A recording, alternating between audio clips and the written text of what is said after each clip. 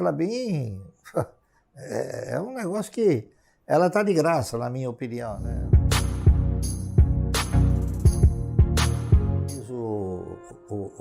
A atividade da empresa, o setor de atividade, evidentemente. Vou na empresa, vou visitar a fábrica. E tudo isso são componentes que me fazem comprar ou não, não é isso? No caso, por exemplo, recentemente da Cielo, a gente fez algumas análises que tendiam, e tendem para ela se valorizar mais, não há dúvida nenhuma. No caso da IRB, por exemplo, eu analiso o seguinte: a IRB tem um setor de atividade, é um dos setores de atividade que o cidadão paga sem usar, não é isso? O seguro você paga e reza para que não aconteça o sinistro. Então, é um setor bom, é um setor que ele pode ter sido, a empresa pode ter sido mal administrada, como foi o caso da IRB, mas eu não tenho dúvida nenhuma que os seus controladores, os seus maiores acionistas, que são os bancos Bradesco e Itaú, alguma coisa eles vão fazer para recuperar essa empresa. Eu não tenho dúvida nenhuma. Então a gente olha no todo, né? A gente não olha só no fato negativo, a gente olha na perspectiva de fatos positivos.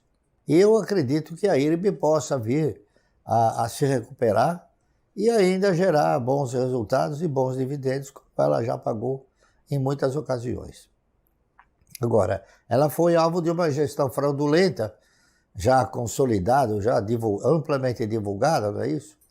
E agora ela parece que foi novamente reconduzida a uma posição de certeza, de estar certo, né? Só que ela precisa agora de um pouco de lenha para a locomotiva andar um pouco mais forte, não é isso?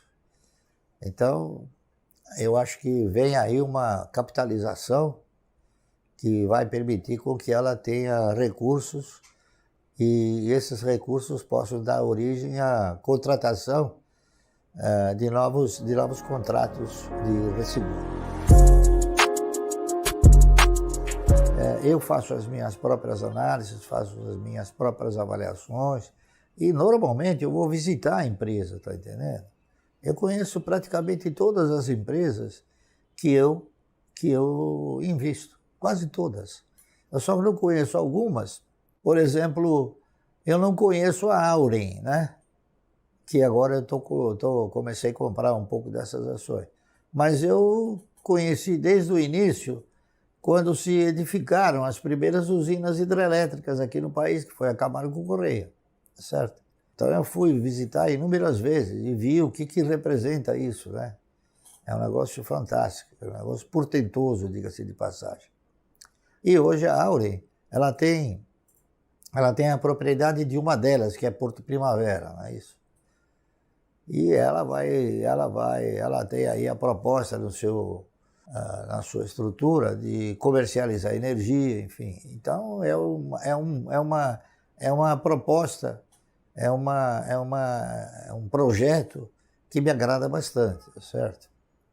Então eu vou comprar um pouco disso daí, porque eu quero ter isso daí na carteira, porque a tradição é que o Grupo Votorantim sempre primou, nas parcerias que ele teve, sempre primou por distribuir bons dividendos, está correto? Então eu acho que não vai ser diferente. Eu até, em muitas ocasiões, eu cheguei a dizer o seguinte: eu gasto aquilo que é necessário, tá entendendo? Todas as pessoas que um dia estabelecerem uma prioridade, eles acabam sempre dando assim, valor a essa prioridade. Então eu faço isso. A minha prioridade é cada vez mais ampliar a minha carteira de renda mensal. Então eu gasto tudo que for preciso, né? Eu até brinquei inúmeras vezes, falei, eu vou mudar meu nome, em vez de Luiz, eu vou me chamar Gastão, tá entendendo? Mas eu não faço economia nenhuma em moradia, enfim, em todas as necessidades vitais que o indivíduo tem que desenvolver. Eu moro bem, tá certo? Me locomovo bem, me visto de acordo com aquilo que eu acho que eu tenho que me vestir, tá entendendo? Eu nunca tive a pretensão nem a sensação de agradar terceiros para que eles pudessem me dar uma avaliação da minha vestimenta, né? Eu, agradando a mim, é o que basta, tá certo? Eu dou pouco valor para as opiniões. Agora, eu gasto. O que for preciso gastar, eu gasto. E eu duvido que tenha alguém que gaste mais do que eu. Um dia eu fui pobre, né? Eu nunca tive a pretensão de ser rico. Eu sempre tive medo de voltar a ser pobre, certo? Então, o que acontece? O meu conceito de riqueza é o seguinte, é que rico é aquele que se contenta com o que tem.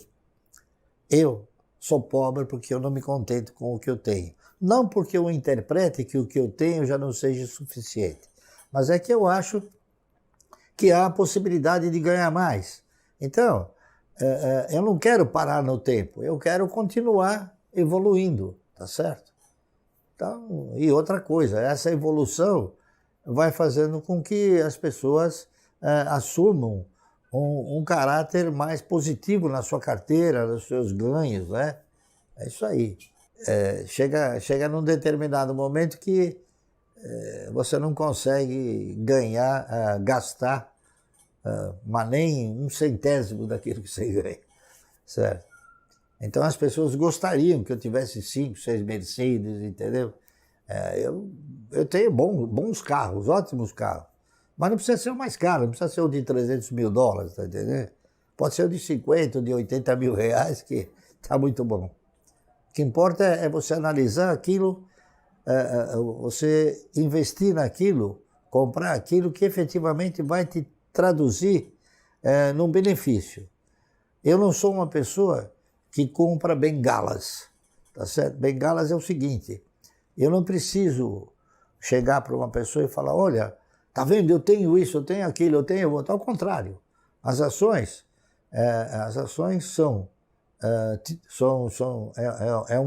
um ativo que esconde o teu patrimônio, tá entendendo? Não é como são patrimônios assim que são ostentatórios, né? A ação não é ostentatória, porque ela está guardadinha, ninguém sabe se você tem ou se não tem, se é verdade ou se é mentira, né? Enfim. Então eu acho isso daí inclusive muito benéfico para quem vive num país como o nosso. De vez em quando a gente projeta alguma coisa no sentido de tentar utilizar os mecanismos que o mercado te proporciona. Recentemente, eu tinha intenções de reduzir o meu custo médio de compra de ações da Vibra, né? Meu custo médio é em torno de R$21. Então, o que eu fiz? Eu vendi umas puts a R$18,80, na esperança que eu fosse beneficiado. E fui, tá entendendo? Então, quer dizer, eu uso os mecanismos de mercado para alcançar os objetivos a que eu estabeleço. Então, os derivativos, eu não sou um exímio aplicador em derivativos. Só quando eu quero que alguma coisa me beneficie. E nesse caso, me beneficiou. Só que eu não imaginei que a força vendedora viesse tão forte que hoje o papel está R$16,70, R$16,80, o que me deu a oportunidade de comprar ainda mais e mais barato, tá certo? É isso. Então os derivativos eles têm que ser usados, têm que ser utilizados quando você tem algum projeto que possa se beneficiar desse derivativo. É um investimento bem sucedido, como tem outros, né? A Klabin também é um investimento bem sucedido, tá certo? O Banco do Brasil é um investimento bem sucedido, porque paga dividendos regularmente, enfim. Mas a Unipar foi aquela que foi alvo de uma explosão maior, não é isso? Ela estava muito subavaliada, E ela teve um crescimento assim repentino, um crescimento inesperado, né? Inesperado pelo mercado, mas esperado por mim, tá certo? É por isso que eu apliquei dentro daquilo que é uma postura razoável. Então, a Klabin também é um outro papel que eu reputo de uma grande magnitude. Banco do Brasil, o próprio Banco Santander também, quando eu comecei a comprar a 11 centavos, e o pessoal me chamava de que eu estava fazendo uma burrada. Enfim, eu falei, tá bom, vamos ver no futuro, né? Então, eu não compro ações para vender já, eu olho para o futuro. E eu tenho sido bem sucedido, a verdade é essa, né? E a Unipar é hoje o que é, tá certo? Ela é uma empresa que evoluiu de uma forma expressiva e vem evoluindo também de uma forma expressiva e tem contemplado os seus acionistas de uma forma até surpreendente no que diz respeito às distribuições, porque ela tem sido uma geradora de caixa bastante intensa e tem distribuído parte desse caixa, tá certo? Então, não tem nada de misterioso, nem de secreto, nem de nada que não pudesse ser analisado.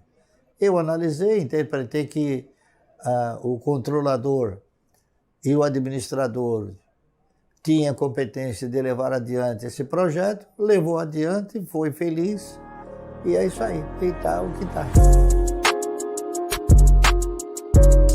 Então, a visita física, ela te proporciona um impacto muito mais assim, imponente e objetivo, né, daquilo que você está vendo. Porque você está vendo fisicamente o patrimônio da empresa.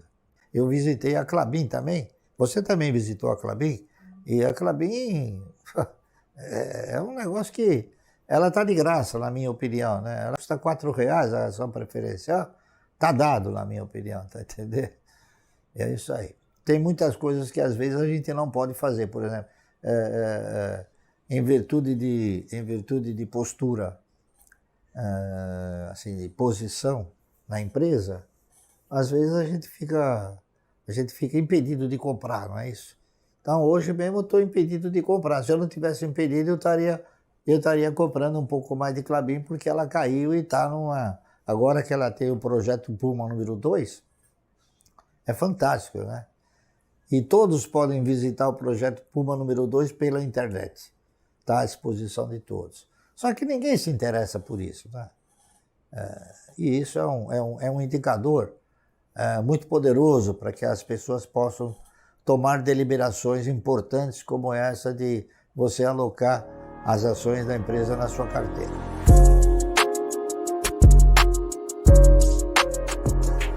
Eu tenho alguns imóveis, não é isso? Mas esses imóveis eu comprei antes de 1994, quando ainda você tinha clientes para você alugar os imóveis, né? Mas a minha postura é em ações, tá certo? Agora é lógico, quando você recebe um volume de dividendos e as ações não estão com os preços disponíveis para você comprar, você não vai pôr embaixo do colchão, é claro, né? Então você tem que colocar numa aplicação de resgate automático, que é para você ter a segurança, não é isso? Então eu tenho algumas aplicações de resgate automático, mas com o objetivo primordial de quando os preços se oferecem como oportunidade, comprá-los. Veja o que eu vou falar para você. Eu acho que quando você vem para o mercado, você tem que vir observando um foco. Qual é o foco? O foco é você investir. Eu acho que a grande maioria das pessoas não absorve esse foco. As pessoas vêm no mercado e interpretam o mercado que é uma estrutura de sobe e desce. Então você tem que comprar quando ela desceu e vender quando ela subiu. E não é. Você tem que se posicionar de forma tal, eu volto a repetir, que você não assuma a postura de um acionista minoritário, que você assuma a postura de um pequeno dono, tá entendendo? E o pequeno dono, ele segue a trilha do dono, ele nunca vende, tá entendendo? A verdade é essa. Quer dizer, nunca vende não. Por exemplo, o dono da Ocean Pact vendeu, vendeu a empresa. Então não é nunca, né? Existem aqueles que aproveitam até o mercado para poder vender as suas empresas, tá certo? Mas essas são empresas que a gente nunca deve comprar. Mas é muito importante você, primeiro, você estabelecer uma prioridade na sua vida, né? Então, essas prioridades, elas vão fazendo com que você, essa prioridade vai fazendo com que você, ao longo do tempo, você vai administrando os seus egos, tá certo? E com o decorrer do tempo você passa a controlar os seus egos. Então, eu sou uma pessoa que controla os meus egos. A maioria das pessoas não conseguem controlar os egos. Então as pessoas compram e gastam assim de uma forma desordenada. Eu não, eu gasto de uma forma ordenada, tá correto? Eu nunca faço uma aquisição sem eu ter feito uma análise muito profunda. Já fui tentado inúmeras vezes, né? Mas ninguém conseguiu. Tá certo? Então eu procuro analisar e olhar o futuro. Eu não olho assim, eu olho para frente, né? Então, quando o cidadão tiver que comprar ações, tiver que entrar no mercado de valores, ele tem que analisar os projetos, ver a perenidade, ver a sustentabilidade do papel, a origem dos resultados, a potencialidade da empresa, né? o histórico de distribuições, enfim. Tem uma série de componentes que eu analiso e que são muito fáceis de serem detectados. Eu acho que esse é um produto que pode, no médio e longo prazo, se consolidar, porque é muito difícil. As pessoas que operam no mercado, vai depender muito da postura da pessoa, do profissional. Eu, por exemplo, eu não vivo de corretagens, eu vivo de dividendos. Então, aquilo que eu procuro desenvolver, aquilo que eu procuro orientar, é no sentido do cidadão formatar um portfólio que lhe permita ter uma carteira de renda mensal como eu tenho, como eu construí. Está correto? Eu não saberia dizer qual o tempo necessário para a pessoa ter e adquirir uma cultura capaz de ter uma experiência como eu tenho, de 50 e poucos anos de mercado, entendeu? E hoje, até hoje eu aprendo, a verdade é essa. Né? Veja que eu comprei o Ocean Pact, né? Isso aí é um aprendizado que eu nunca pensei que talvez eu fosse ter que aprender novamente. Mas eu acho que talvez, bem orientado, bem estruturado, né? Isso pode ser um curso que eleve a capacidade de orientar o cidadão no mercado de capitais. Então é uma coisa que eu fiz com muita regularidade e hoje ainda continuo fazendo, só que nem sempre indo fisicamente, olhando pela internet.